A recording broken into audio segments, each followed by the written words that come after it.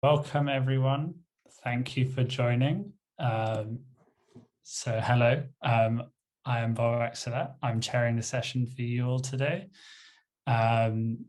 Today we are welcome to the second webinar in the series of Evaluation Health at Digital Health, organised by DigitalHealth.London. My name is Bob Axela, and I work at Public Health England. And our topic today is around how companies and other digital developers can be better supported to do digital health evaluation. And this topic is really important to me. I've been working on it for the past 2 years with my team. A couple of other members of that team are here with me today. We've been trying to figure out how we can provide resources to the community, whether that's within government, but also broader than that, of how we can do evaluation, how we can better evaluation on digital health products, and how we can produce products that do better evaluation. So whether that is, captures your imagination, or whether you have other questions, hopefully this discussion can get you thinking and help further your evaluation experience. So today, I'm joined on the kind of chairing panel by Dr. Paulina Bondaronek, who also works with me at Public Health England. She'll be helping chair some of your questions, as well as Flora Death, who also works with me at Public Health England. So they will take your questions throughout the discussion. So please pop them in the chat. They won't answer them straight away, but they'll be collating them for the end of the discussion. So we'll have around 20 minutes at the end of the discussion to answer your questions. So please feel free to pop them in the chat. There's also discussion happening on Twitter, so please use the hashtag #EvaluateDigiHealth on the screen there to join in on the discussion. We also have 3 people on the panel today. So we have an academic, Professor Henry Potts from the UCL, Charlotte Fontaine from a startup Calda. They're waving their hands now, who I also have had the pleasure to work with, both of them. And Dr. Sonia Ponzo from another digital health company, Thrive. They will talk more about their work in a moment. So just a bit of housekeeping. Again, just to mention, please do post your questions in the chat. It's what makes this session quite engaging and interactive. We do want your questions and we will engage with them. And also another thing to say is that the video is being recorded and will be available later on YouTube. So please do feel free to watch that later and share. So without further ado, I'm going to turn the questions over to the panel and ask them to briefly introduce themselves. So without any particular order, I'm going to hand over to Professor Henry Potts. Henry, can you introduce yourself?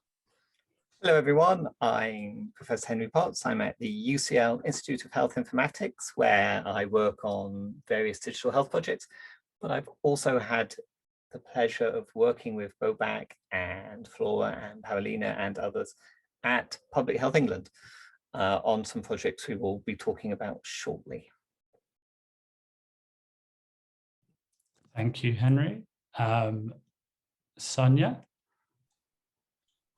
Hi, everyone. My name is Sonia Ponzo, and I'm the head of clinical research at Thrive. Thrive is a digital mental health company that basically produces tools that allow people to better prevent and self-manage common mental health disorders, such as anxiety or depression. And my role there is to develop and execute the research strategy that will revolve around efficacy, so evaluation, which is very timely given the webinar today, as well as engagement with the application and prevention. Thank you, Sonia. And lastly but not least, Charlotte. Hi, everyone. I'm Charlotte. My pronouns are she, her. I'm the co-founder and CPO at Calda, and we offer mental health support for the LGBTQIA community in the form of weekly group therapy and daily peer support on our platform. And before Calda, I worked at Public Health England, helping on the same project as Bobak and Henry and Flora, which was on developing digital health evaluation service. Okay, great. Thank you all for introducing yourselves. So let's start by just talking a little bit about this resource that you have introduced that has been developed by PHE. So this question, I guess, is directed to Henry and Charlotte in the first instance. Can you tell us a little bit about that project and the design principles behind it? Shall I kick off? Yeah. So a few years back, Public Health England recognised that the community at large, so people at Public Health England, but beyond that, developers in the private sector and the public sector, need more support around how to evaluate digital health tools. There are tons of digital health tools being developed all the time, but often they're not being evaluated particularly well or at all. And part of the problem is people don't know how to evaluate these tools. So the idea of the project was to develop a resource that's going to make it easier for digital developers to know what to do in terms of evaluating their products. And also to make it easy for commissioners to know what to look for in terms of what is a good evaluation, how do they interpret an evaluation that a company might be showing them, and even for members of the public to know, well, how do we evaluate these tools that we're all increasingly using? And what the project team realized very early on is that, you know, there's a lot of people in digital, but we tend to come from different backgrounds, and often we have experience of doing evaluations of some sort, but we might not be aware of the full spectrum of evaluations that are available. So there's a lot of people who come from a digital background who are used to doing, say, user experience testing, which is very important, but they may not be familiar with methods we use in healthcare a lot, like randomized controlled trials. But then you have the people from a health background who are familiar with doing things like randomized controlled trials, but they're not familiar with these other ways of thinking about how we evaluate something. So we felt it was important to develop a resource that doesn't assume much knowledge in the first place. Not because people don't know anything, but because people are coming from different backgrounds and they know some things and they don't know other things. And we've developed a website. The URL for that website is in the chat. It officially went live this month, and it contains resources. It contains some text around how you do a evaluation, when you should do evaluation, what sort of methods you should use, what sort of things you need to think about.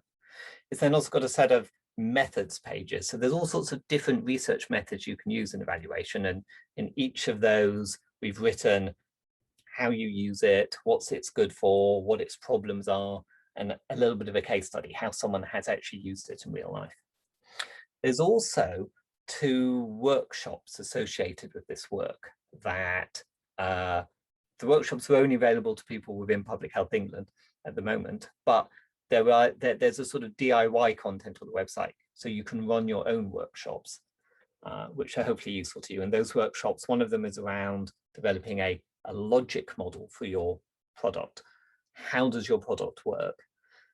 And that informs how you're going to evaluate it. And then the second workshop is around, okay, given this is how your product works, or you're expecting it to work, it helps you prioritize what you should be looking at, what you should be measuring, and gets you thinking about what sort of methods you can use.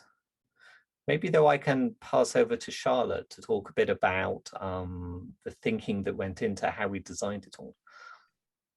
Yes, so in terms of the thinking that went into it, we were thinking about all the different types of people that develop digital health products. So you could be a product manager working in Public Health England or NHS Digital or NHSX, actually within the health system, and need more guidance on how to carry out evaluation. Or you could be somebody who's starting their own business, like a founder, a developer, a designer, a product manager, a user researcher, looking at how do we better evaluate our digital health product. So I think the evaluation guidance that Flora's shared in the side chat just really kind of gets you started with evaluation, laying the foundations of good evaluation, and helps health companies to build in the right metrics and outcomes from the start. And it also means that you can have better conversations with data analysts, if you can say what their job title is, and academic researchers when you need external support for evaluation. So it's going to be really great to get you started, but then things like the methods pages are really detailed, and that means that you're going to be better informed when you're doing evaluation.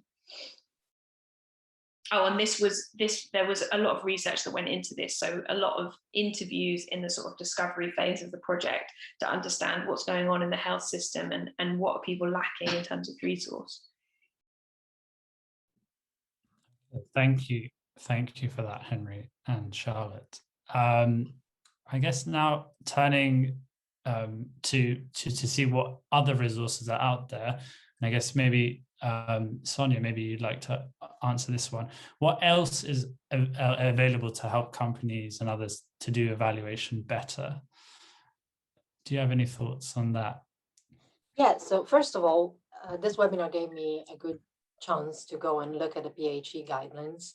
And I think it's an amazing resource. I just wanted to shout out to you guys because it's very well done, very detailed, and also gives you a very broad spectrum of different tools that are available at different stages of the life cycle of the product, which is very, very important for different companies in different moments of their life.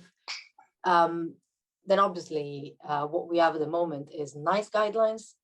So we know from the NICE framework what we should be doing in terms of evaluation of a product according to the type of aim that the product has. So if the product intends to treat, then you need to conduct a more rigorous evaluation. If the product intends to inform, then you need a less rigorous type of evaluation. And the NICE guidelines help giving you the idea of what kind of evaluation is needed according to the aim. The only caveat there is that it is somewhat easy for companies to gravitate towards certain categories that are a bit less restrictive in terms of what they require in terms of evaluation. And that's not necessarily for fault of companies, but it's also because sometimes running certain types of evaluations like randomized controlled trials is particularly expensive, and one cannot really afford to do that as early on as they would like to. So that is one of the option that we have. And then we obviously have the digital technology assessment criteria from NHSX that came out, I think not so long ago, because they're changing the process right now.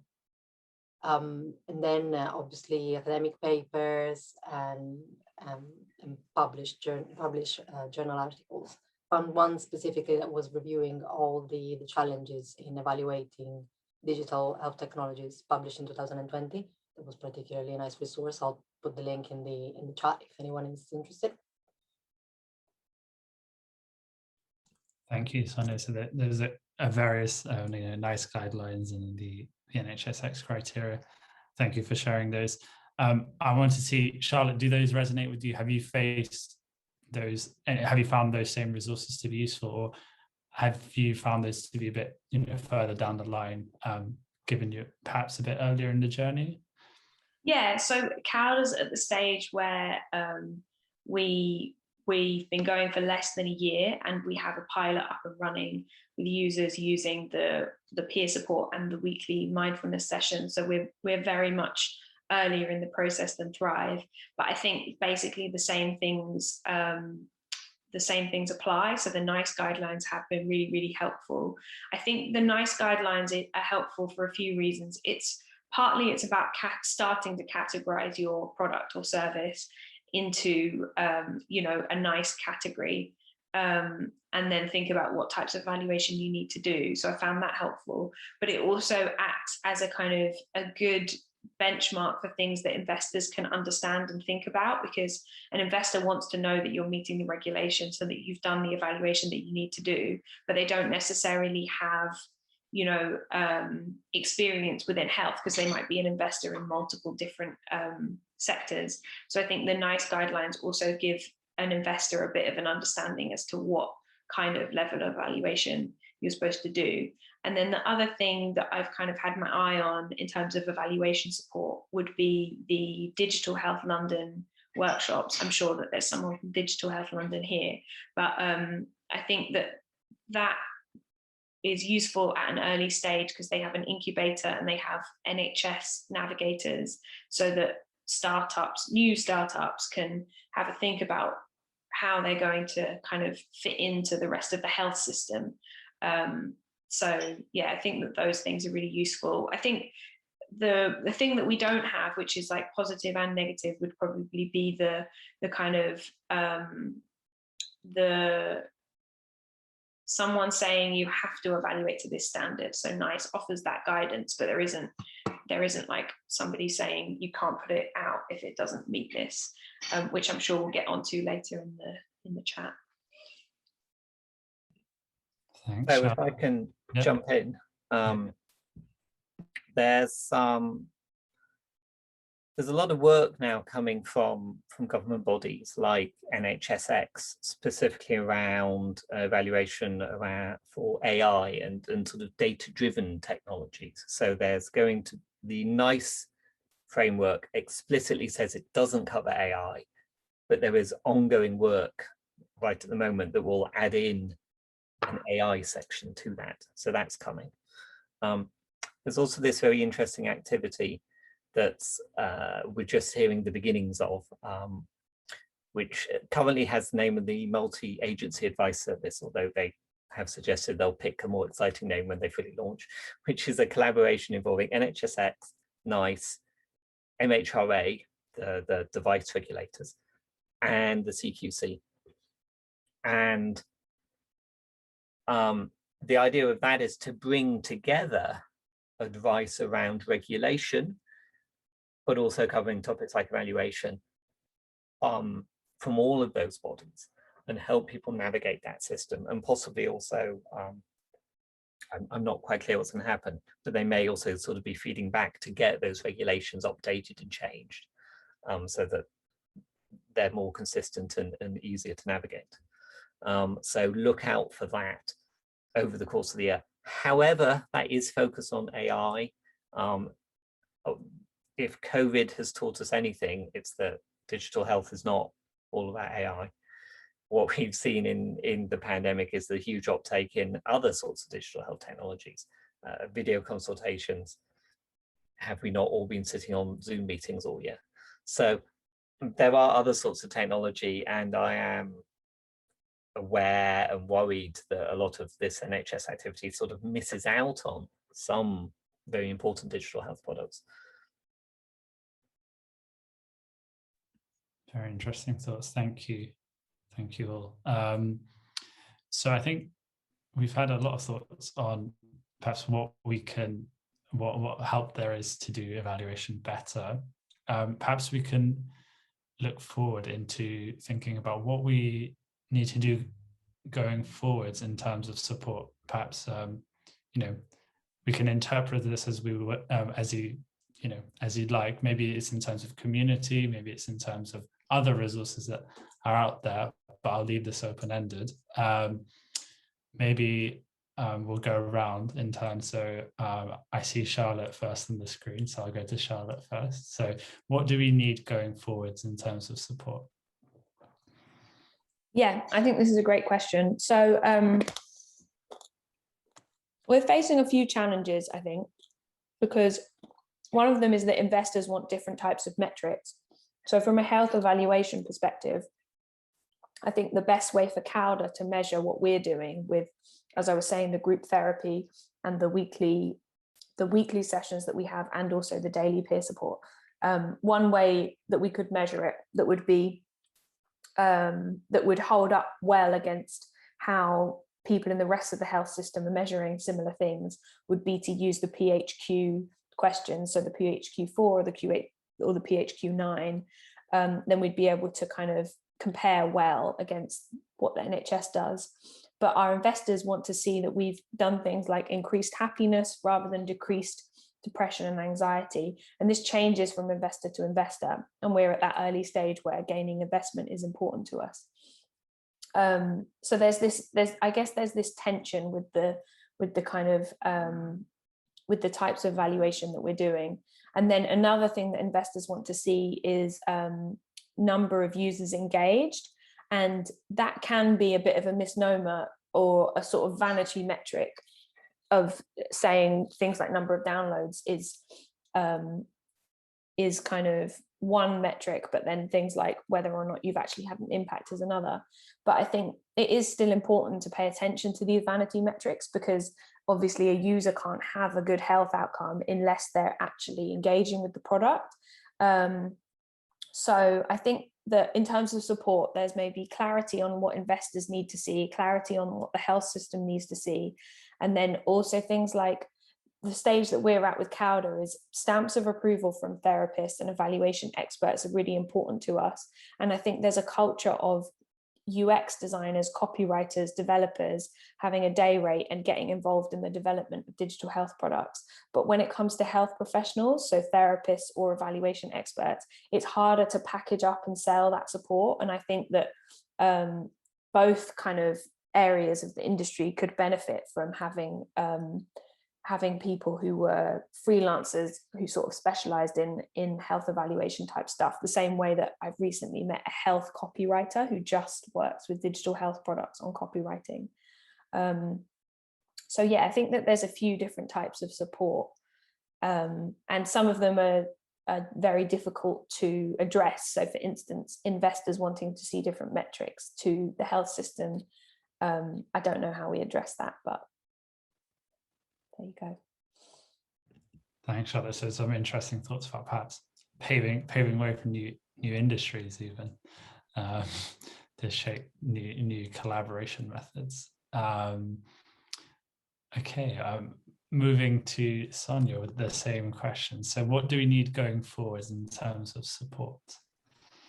I think this is something that Charlotte touched upon earlier, and I think it's kind of like the biggest challenge for where we are at Thrive. So I think what we need at the moment is clarity about requirements versus nice to have. So we don't really know what we need to do in order to be, recommended to the public, in order to be out there, in order for people to trust that we have done our due diligence, versus what would be nice. So for instance, we are approved by NHS Digital since 2017. We've done all the paperwork to be a Class 1 medical device. So we've done everything that we could do in order to ensure trust from our end users. And now we're also moving on to more, grounded research in different areas. As Charlotte said, engagement is a very big one and a very difficult to tackle one, because obviously engagement means a lot of different things, and we know that engagement with digital therapeutics is really, really difficult. You see people just downloading the app and never opening it. What does that say? It's another cauldron of challenges. But in terms of efficacy and evaluations, now at Thrive we are at the stage where we have the resources and the capacity to run studies and run different types of studies, from UX studies to randomized controlled trials to dosage effects investigation. But we are at this stage of our product life cycle. What I think would be really, really useful is to know what is required at each stage of the company's life cycle, mainly because it is unfair to put on a company that is just born the same burden of having to run a randomized controlled trial to prove to the end user trust. But also it is not great that some companies that are well established and are out there, have been out there for a while, are not engaging with this side of the evaluation, because it is something that we owe to the people that we're trying to provide the service for, especially in the mental health space, and especially when it's something so sensitive and so important. I saw someone, mentioning privacy and data, and that is particularly important to know that everything is in order when you subscribe to one app like this one. Right, thank you. So better signposting and expectation setting at each level of the development and life cycle process. It sounds very needed. Okay, and over to Henry with the same question. So what do we need going forward in terms of support, Henry? So I think we need a conversation in the community around what the public sector should pay for and what individual companies should pay for. So I want to see Thrive, and I want to see CALDA thrive. but they are private enterprises. To a degree, they should be paying for their evaluation work. But at the same time, when we look at the pharma sector, I mean, these problems of evaluation exist in pharmaceuticals and have for years. And we have a very developed system whereby pharma develops new drugs and goes through a complex series of tests to demonstrate they're safe and to demonstrate they're effective before they can be prescribed. But I think it's important to recognize in that system that it's not just, well, the private sector pays for itself, because actually there's a lot of cross-fertilization and collaboration between public sector and private sector that you can't always disentangle. So it's not about saying, well, companies have to pay for their own evaluation, because companies developing new products in health benefits us all. So there has to be collaboration. And I think one role for the public sector here is around raising standards and setting standards. So it's about defining what is good in terms of evaluation. And maybe we should come back to Charlotte's point about almost, what's the pipeline? What evaluation do you need? So NICE says, oh, this would be a good thing to do, but doesn't say you have to do it. Do we need a formally defined pipeline? But I think the public sector can also do things like the PHE resource. That is something to sort of raise everyone's knowledge of evaluation and hopefully get everyone doing better evaluations. So I think, as you may have heard, Public Health England is coming to an end soon, and we're working out what the future of our resource is. It'll probably have a future within NHSX. What I hope we'll see, and I think we will see, details to be determined, is NHSX providing sort of generic infrastructure to sort of support everyone to do better evaluation. I think I'd like to see more of that than is being planned. And that means maybe we need a community. I'd love to see a community that's publicly funded where digital health developers can get together, share experiences, have webinars, learn about new techniques, new approaches, swap case studies, things like that. Where we'll get to with projects like AI Maths and other plans that are ongoing, that we'll have to see. Okay, thank you very much. All very, very interesting thoughts combined. So that comes to the end of our questions from the chair today. Are there any kind of concluding remarks that you had as a panel? Any summary statements that you had that kind of you haven't got off your chest? We have a little bit of time. If there's something that you had that you haven't managed to say before we move on to questions from the audience. I'd love to hear the questions. I think I agree that the size of it's really hard to bring in like, you must do this evaluation at this stage because of things like size of company. So yeah, I agree with what Sonia said about that. And I also feel quite excited about the idea of a publicly funded community, because I think we do have to be careful about what we expect the public sector to do when obviously these companies are making money. But things like the toolkit, the evaluation that Public Health England's created and a community feel like things that could sit in the public domain, whereas maybe further types of evaluation could be funded differently. I think it's also maybe useful to talk about sort of what evaluation and research the public sector should pay for and what the private sector should pay for. The public sector is developing digital tools a lot of the time. So two of the most popular digital tools at the moment is the NHS COVID-19 app for contact tracing and the NHS app, which works as a vaccine passport. These were publicly developed with public money, and therefore they should also be being evaluated with public money, and those evaluations should be open to everyone to see, this is how we've spent your money, we have developed good things, or maybe we've developed bad things. I will not prejudge the ongoing evaluations of those products. I think there's also an important role for public money to pay for sort of basic research around, well, how do we make digital health work better in terms of engagement? Is there sort of general knowledge we can learn about how we do engagement better? How do we measure engagement, for example, is a question. And it's also important to talk about perhaps the difference between formative and summative evaluations.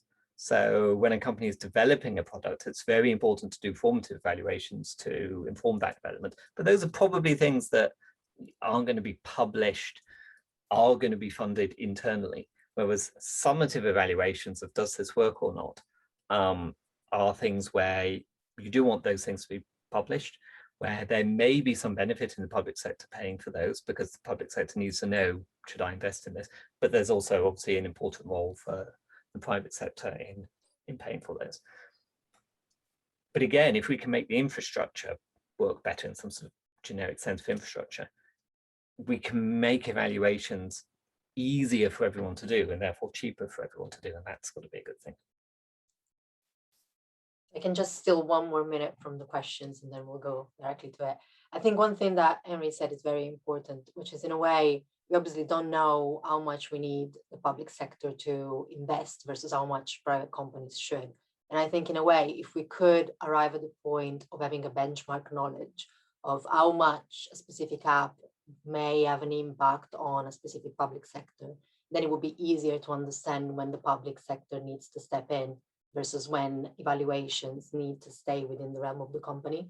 And I think that's something that we would be able to do if we had enough information about usage and the intended usage of apps that are available on the App Store. So probably there is some remit there for academics as well as companies to partner up and put together the resources to do that as a benchmark. Okay, thank you for your concluding remarks. So now I'm going to hand over to Flora and Paulina to chair some of the questions that have been flying in, I think. So I hope there's a couple of them queued up. So I'll give you a minute or two if you need to compile them. Yeah, well, we've got a few here, that lots of great questions. Maybe start with this one from Nick about joining up the guidance from different countries. When we developed the guidance, did we look at across geographies to see what other healthcare systems were doing? People that are developing frameworks like DIGA, is it DIGA in Germany, Sweden, early work in Finland, and making the point that harmonization would be useful for developers who are trying to launch in multiple markets.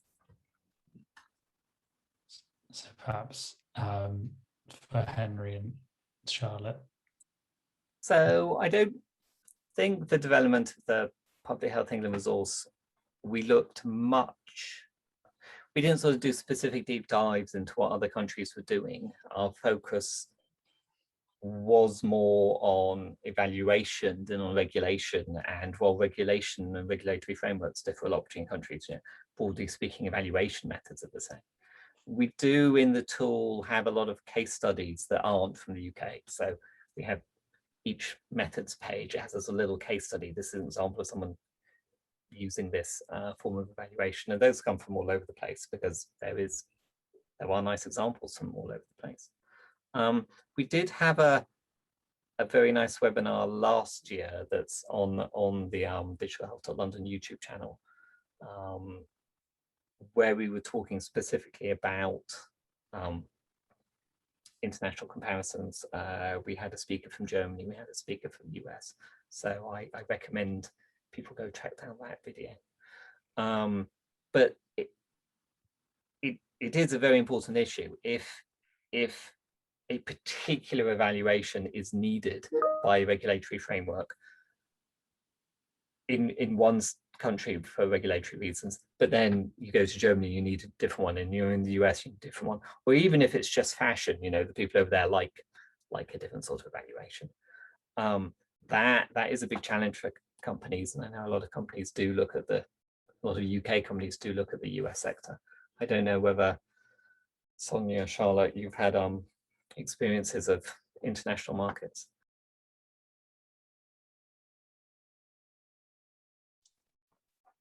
Go ahead, Charlotte. I was going to say, I think Sonia might want to jump in here because it's not something that that we're not quite ready for it at CalDA. But I do think that it's a good thing to bring up, because if it's a digital product on the App Store, or we've got a browser version, you can't really stop people from other countries joining your digital product. So yeah, it's definitely something that I would like to know more about, if I'm being honest. Yeah, we're talking to potential clients in Italy, Germany, so in the Europe area, some in Australia as well. And to be fair, I don't know enough about international regulations as far as it concerns digital health solutions. What comes up normally in these discussions is more around privacy, data, so more like GDPR related issues rather than evaluation of the digital health solutions. And I think this is also very specific to the country. So for instance, I know maybe Italy is a little bit behind in terms of, I'm saying this as an Italian more than from the Fry perspective, but I know that it's a bit less widely adopted to look at digital health solution as the primary solution for healthcare issues.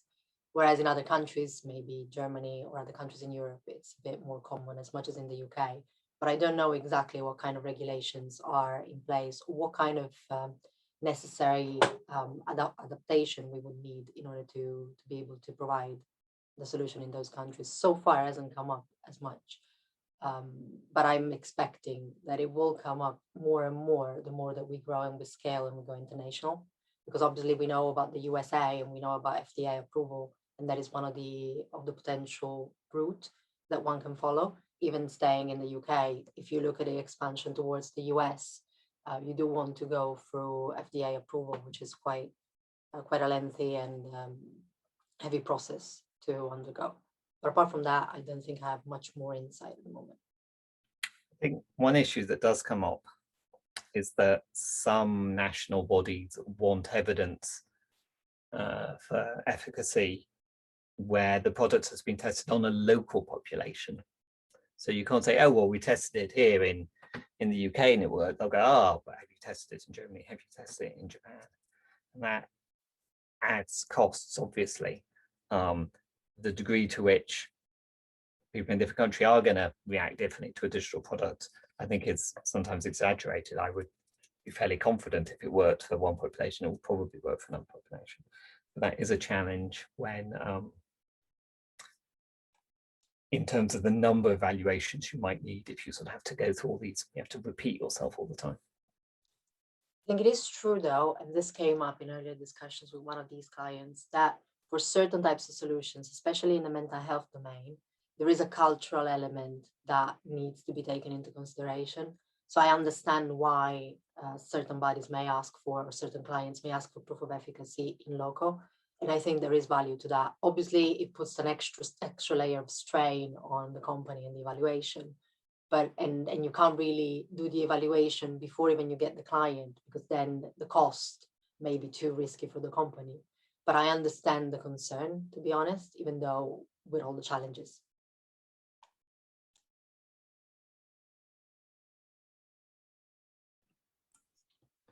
Are you ready for another question?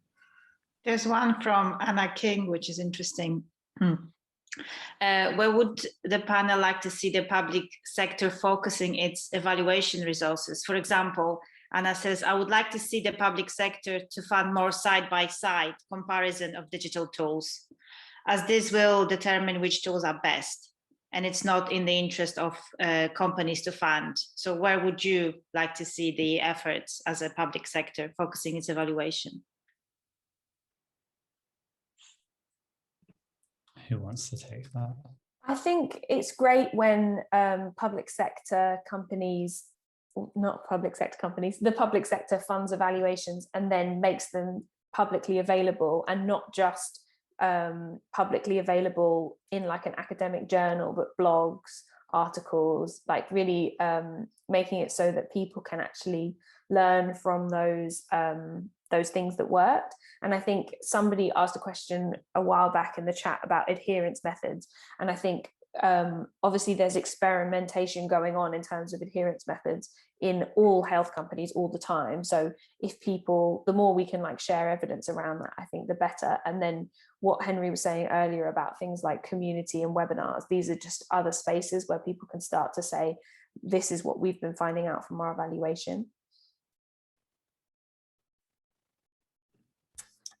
I would like to see public sector money spent on mechanisms or active ingredients. So there are a lot of tools that support virtual consultations. There are a lot of tools that do computerized cognitive behavior therapy. So take the principles of cognitive behavior therapy, which is an established approach in mental health, and you put that into an algorithm on an app or a website. I see a role for the public sector. They're not saying, well, this particular app works, but saying, okay, well, we know this particular mechanism works. Computerized CBT works, broadly speaking. That doesn't mean every app using it is necessarily going to work well, because it's still very important for each individual product to go through good user testing to make sure that the theoretical principles have been appropriately built into the tool to make sure that it's culturally sensitive. But if you can say, you know, if you get this right, this technique works, then I think that's helpful for everyone. If we know this works, or how do we get better engagement? Well, this sort of mechanism seems to work well at getting good engagement, or this sort of mechanism works well for achieving behavior change or something. Now, the degree to which there are generic phenomena where you can generalize and say, well, this will work across lots of things, maybe we won't know that until we do some of that research. And you do have this challenge that you can't tell whether the mechanism works unless the packaging is right, unless the design, the user interaction is right. So it can be difficult to sort of differentiate between good design and sort of good underlying theoretical processes. But I think we could do more in this regards in terms of the public sector. So I think more public sector money could be on underlying principles. I think if I can just jump in and conclude the answers to this question. One of the things that I think the public sector should be investing in is safety of the end user. So basically ensuring that the products that are out there are not harmful. So a third-party evaluator that just takes care of safety would be more than enough. Obviously, it's easy to say, but way more complicated to put in practice. But I think that there's not enough regulation in that sense in the current climate of digital health tools. So I think that probably is something where I would like to see money being spent.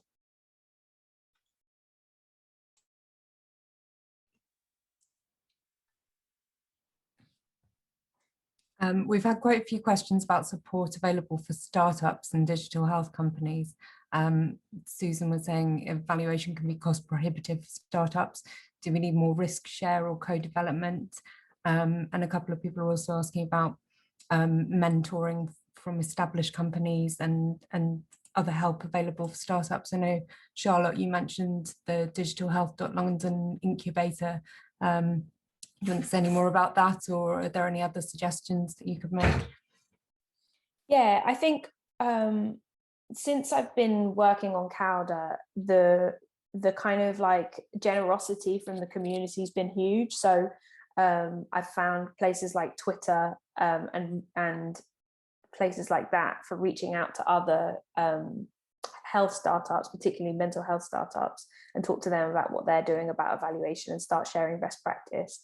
That's been really, really useful. So I think in terms of mentoring, there is stuff out there.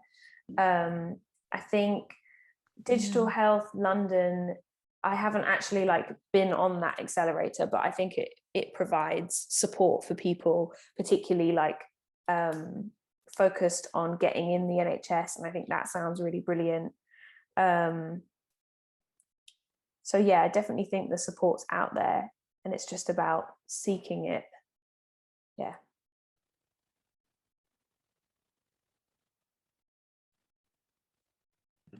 I think the DigitalHealth.London Accelerator program is lovely. I've had a bit of involvement in them, and there are other accelerator programs around and things like the Digital Catapult.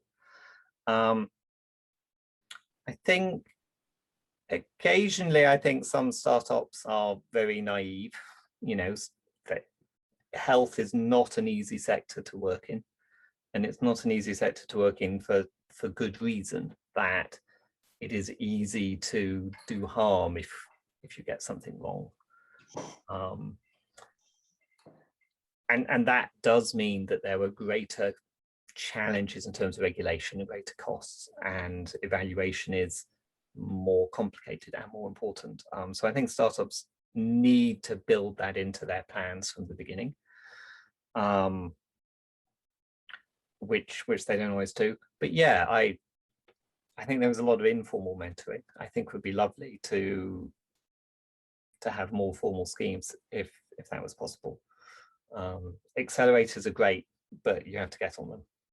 And I realize that you know, there's a lot of companies and only a certain number of places available, and it takes time for companies to establish themselves. Sonia, when did Thrive begin? 2012. Was funded in 2012, and then rollout of the app was 2015, the app that we have right now. So yeah, it takes time, especially, you know, when you're trying to do something properly and you're trying to adhere to the guidelines and develop the product as you go and as you get more expertise. But for instance, I was brought on board a few months ago to start the research department. They were already doing research throughout, because obviously they had user testing and they were doing, you know, the research that they could within the company. But it takes time for a company to arrive at a point where they can actually afford to dedicate as much resource to research as they would like. So that is quite the testament to the fact that you need to strike a balance between what you can afford and how you can properly evaluate your product. So it is definitely a very tricky balance to walk.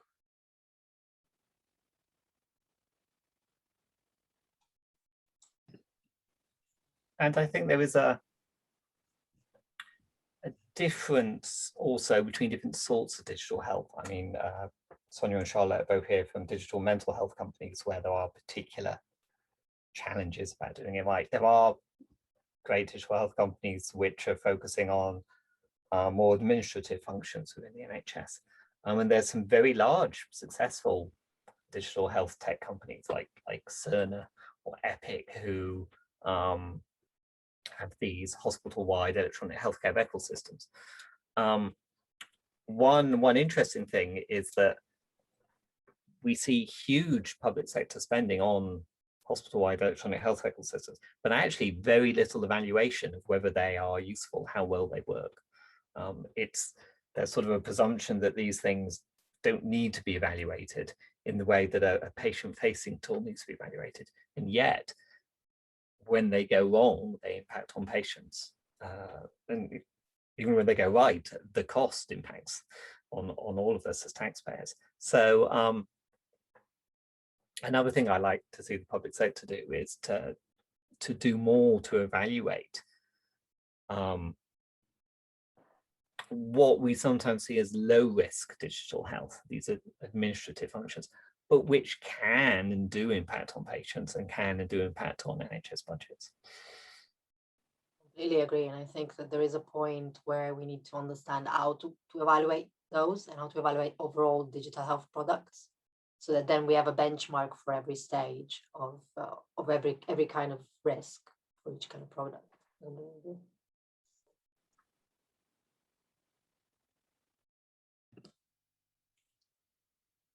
Great, thank you. Is there another question? Handing over to Flora and Paulina. There's one about patient privacy and confidentiality. So that's from Laurie West. Can you share what is being done to raise platform standards, such as high levels encryption, for example? So this is a concern about privacy and confidentiality using off-the-shelf communication platforms, such as Zoom and Teams, that are insecure. What I can say is that if you are an app like us and you have, identifiable information and potentially medically relevant information, you need to be GDPR compliant. But also when you go through the NHS assessment, which is one of the reasons why I was saying it's particularly important for us to be sure what's the requirement, you need to ensure that your data is safe, and you need to ensure that the data has been handled with the user in mind. And if you don't, you won't be passing the review. So the idea is that putting companies through this rounds of assessment is important also for the protection of the user, and paramount for the protection of the user and data as well. Yeah, I would echo that. I think there's lots of different types of apps that need to have really good end-to-end encrypted data systems. So for instance, there's lots of fintech apps now, and you have to be really careful with that financial data as well. At Calder, everything's end-to-end encrypted, and we only collect the kind of minimum of what we need. So for instance, we're not collecting demographic data at the moment because we feel like we can still run the app without that information. So I think it's just a case of taking a small amount, like taking as little as you can, and then storing it correctly. And then I think another issue comes up with advertising. So things like, we don't use Google Analytics at Calder on our site because Plausible is another analytics software that we think is more reliable in terms of not being able to kind of then use people's data to advertise the right stuff at them. So I think it's just about being careful at every stage. But yeah. That's a very fair point on analytics, and it's something that we're also finding out and doing some investigation into analytics providers. And it is incredible how Google has the right on the data if you allow them to do so. And this is something that is beyond the application, but if you give data to Google, they can use it and reuse it as they please, which is particularly dangerous to the end user if not regulated. So it's something that definitely needs to be better regulated and better spelled out. I think one of the things that makes evaluation easier is to build in evaluation into the product. So to make sure that sort of you're thinking at the beginning, okay, what data will I need to collect for the purposes of evaluation? Is it easy for my app to ask the user a question so I can assess what the user thinks about something? But yes, I mean, as a researcher, I want data on everyone all the time. I want detailed data because then I can do research, but there isn't necessarily a justification for that. So you do need to balance those justifications. There is also this challenge with if you are using third parties for analytics, to collect data, to store data, what do they get access to? Are they compliant with regulations? And also, what happens if you then want to change a contract to move to someone else? Do you suddenly lose access to all of your data? And that can be a problem. Can you actually get the data out of the system in the form you need? So I think it's very important to think about all those questions, and also just to do really boring things, but just like testing early on. Oh, we think we're recording this data, but actually, have we tried getting it out of the system? What form does it look like? Is it in the form we want? It's amazing how often these very basic, almost trivial things trip you up, and you realize 6 months in, oh, none of the data we've collected is usable. So think about these things early. Test what you need to do. I agree. And I think GDPR made a big change in that sense, because everyone suddenly needed to be, kind of like putting their house in order before that got into place. But it's still not enough. And there's still a lot of gray areas in data sharing and data storage. So I'm completely agree with Henry that it's in a way you need to bring it in-house, and you need to do the checks yourself before you incur into problems. And I also agree with Charlotte that we as well try not to get demographics data or any data that is not necessary for providing the service to the user, which to me as a researcher may be a little bit of, as Henry was saying, is a bit of a problem, because obviously you want the data, you want to be able to build your models on it. But then when you think about what's important to the user, it's important that they provide you the least amount of information possible. So, you know, in the end, again, you need to strike a balance between what you want to do with research and what you need to do for the user, which is your primary aim anyway. Okay, well, thank you for that. I think that comes nicely around to the end of the question, because we have 5 minutes left. It gives us enough time to wrap up. So thank you for the questions, and thank you also to the panelists for answering those questions, and to Flora and Paulina for collecting those and reading them out to us. So again, a big thank you to the panelists for joining us today, and thank you all for joining and listening. And a big thank you to DigitalHealth.London, UCL, Health Innovation Network, and MedCity for organizing and funding and allowing for this to happen. Also, a thank you to Megan, who helped facilitate the technology in the Zoom and all the kind of intricacies of the setting up of the webinar. And don't forget, there are more sessions to come. So this is the second webinar series. The first one and this one will be available on YouTube. And I believe there are 4 webinars scheduled. So there are 2 to come, and they will also be recorded. So please follow the link on the slide to see the rest of the webinars and to learn more about the work that DigitalHealth.London are doing. But yeah, without further ado, a big thank you again to our panelists for joining us and sharing their expertise. And we hope that you'll join us next time. So thank you very much.